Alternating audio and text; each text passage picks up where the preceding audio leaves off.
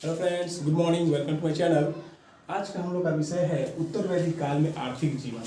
आज हम लोग उसके आर्थिक जीवन के बारे में जानेंगे। इसके पहले हम लोगों ने उसके राजनीतिक जीवन, सामाजिक जीवन के बारे में हम लोगों ने चर्चा किया था, जिसमें हम लोगों ने जाना था कि कैसे पूर्व वैदिक काल के विपरीत उत्तर वैदिक काल में साम्राज्य का विस्तार होने के कारण जो वो दूर दूर तक वो सरस्वती नदी से लेकर गंगा नदी के दोआब क्षेत्र तक उसका क्षेत्र का विस्तार हो चुका था। तो विस्तार क्षेत्र का विस्तार होने से शासन का जो क्षेत्र था वो भी जन से जनपद में कन्वर्ट हो चुका था। जहाँ अधिकारी 4 होते थे पूर्व वैदिक काल में, वहाँ उत्तर वैदिक काल में अधिकारियों की संख्या बढ़कर 17 के आसपास हो चुकी थी। उसके आर्थिक जीवन के बारे में जानेंगे। इसमें जो मुख्य व्यवसाय इनका था वो कृषि था। ऐसे पशुपालन और कृषि पूर्व वैदिक काल में हम लोगों ने पढ़ा था कि मुख्य व्यवसाय पशुपालन और कृषि था। लेकिन इसमें जो व्यवसाय था वो मुख्य व्यवसाय जो कृषि था, पशुपालन भी था, पशुपालन भी व्यवसाय था, लेकिन मुख्य व्यवसाय कृषि को माना गया। इसलिए क्योंकि जो पूर्व वैदिक काल में क्या होता था कि वो लोग खाना बदोश हुआ करते थे, इसलिए अपना जो घर होता था एक जगह नहीं होता था, तो लोग अपना एक जगह से दूसरे जगह मैंने स्थानांतरण उनका होता रहता था। लेकिन उत्तर वैदिक काल में क्या हुआ कि वो लोग अपना घर बसाने लगे, रहने लगे, घर पक्के के बनने लगे। तो आर्थिक स्थिति के सुधार के लिए कृषि को ही मुख्य व्यवसाय का मुख्य व्यवसाय इसमें मुख्य व्यवसाय में कृषि को रखा गया है। जुताई, बुआई, कटाई, मड़ाई, ये चारों विधि से ये लोग परिचित धीरे धीरे होने लगे। इसका चर्चा अथर्ववेद में ही मिलता है।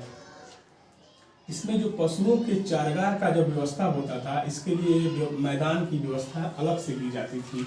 यानी कि जो एक ग्रुप होता था, जो एक गांव होता था, उसमें जितने भी लोगों के पास पशुएं होते थे, पशुएं उनके पास होती थी, वो पशुओं की चारागाह माने उसके चराव के लिए अलग मैदान की व्यवस्था की जाती थी, जहाँ पर पशुएं जाकर अपना चारा वहाँ से अपना चढ़ते थे, खाते पीते थे।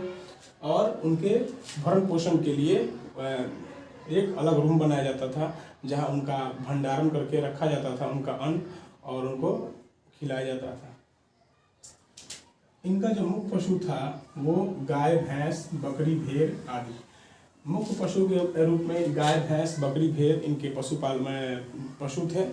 और इसी पशु के चरगाहों के लिए अलग से मैदान की व्यवस्था की जाती थी। मुख्य धातु जो था इसमें लोहा ही मुख्य धातु होने के कारण जो कृषि था वो कृषि में बहुत ज़्यादा विस्तार हुआ। हल मिले हैं, लोहे के हल प्राप्त किए गए हैं। तो इसमें मुख्य जो धातु था वो लोहा था, जो 1000 BC के आसपास इसकी खोज हुई, जिसमें इसका जो विस्तार था उत्तर वैदिक काल का वो पूर्व वैदिक काल के विपरीत बहुत ज़्यादा हो गया। इसमें तांबा, टीन और शीशे से भी प्रमुख वस्तुओं का निर्माण किया जाता था। इसमें लोहा क्या था, सबसे इम्पोर्टेंट था। मुख्य आभूषण जो था वो सोना जो इसमें था वो मुख्य आभूषण के रूप में माना गया है, जिसमें उन्होंने कल पढ़ा था। स्त्री और पुरुष दोनों ही आभूषण के शौकीन हुआ करते थे और सोना का उपयोग वो लोग करते थे। जो उद्योग थे, धंधे जो थे, उसमें बढ़ई, जुगड़ी, बुनकर, कुम्हार, मछुआरा का चर्चा इसमें मिलता है। इसमें मछुआरे भी मछली पकड़ के बेचा करते थे। ये मछुआरा का भी उद्योग वहाँ पे होता था।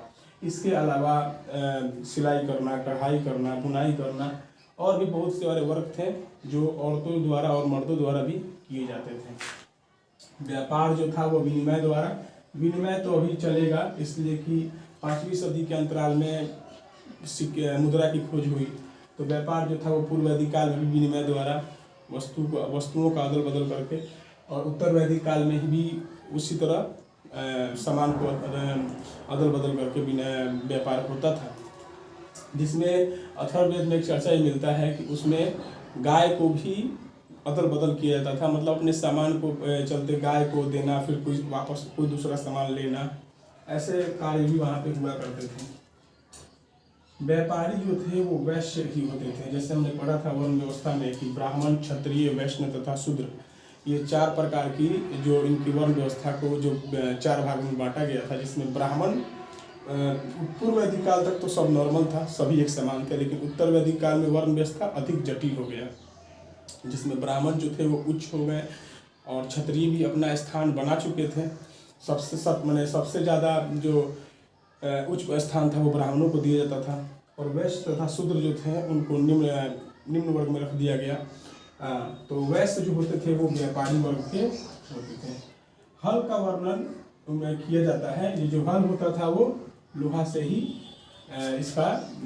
लोहा से ही हल को बनाया गया था, और हल में 24 बैल वाले 24 बैल, मतलब उसमें जो बांधे होते थे 24 बैल का वर्णन अथर्ववेद से मिलता है कि 24 बैल को बांधकर हल को खेत में जुताई के लिए कार्य किया जाता था। अन्न मापक यंत्र में, यानी अन्न कितना इस साल हुआ, अगले साल हुआ, इस बार कितना अन्न हुआ है, इसकी जांच पड़ताल के लिए जो मापक यंत्र होता था मेजरमेंट सिस्टम, इसको उर्दर बोलते थे हम लोग। उर्दर अन्न मापक यंत्र को बताता था। अन्न की सुरक्षा वाला कमरा, यानी कि जो अन्न का भंडारण जो हम लोग करते हैं, जैसे आजकल ठंडा घर में हम लोग रखते हैं ना, आलू या जो भी सामग्रियां हैं, जो अन्न गोदाम जिसको हम लोग कहते हैं, उस समय अन्न की सुरक्षा वाला जो कमरा होता था उसको स्थिरी कहा जाता था। व्यापारी के जो अध्यक्ष होते थे उनको श्रेष्ठी के नाम से वर्णन मिलता है अथर्ववेद में, इसको श्रेष्ठी कहा जाता था। और यातायात के लिए बैलगाड़ी, रथ और नाव का प्रयोग ये लोग करते थे। दो ही साधन थे उस समय, विमान सेवा तो था नहीं। जल सेवा एक था और एक थल सेवा था। तो थल में बैलगाड़ी और रथ, और जल सेवा में नाव। ये था हमारा आज का आर्थिक जीवन के बारे में हम लोगों ने जाना। इसके बाद हम लोग लास्ट टॉपिक लेकर मैं आऊँगा वीडियो, जिसमें धार्मिक जीवन के बारे में जानेंगे कि उत्तरवैदिक काल का धार्मिक जीवन काम क्या था। दोस्तों, अगर वीडियो अच्छा लगे तो लाइक और सब्सक्राइब कीजिए। अगर जहाँ गलती होता है वहाँ कमेंट में बताइए हमको। और आप लोग का लाइक और सब्सक्राइब जो है वो मेरा हिम्मत है। आप लोग ऐसा करेंगे तो हमको अगला वीडियो बनाने में हमको थोड़ा और उत्सुकता मिलेगी। इसलिए लाइक और सब्सक्राइब, कमेंट कीजिए, दोस्तों तक शेयर कीजिए। Thank you.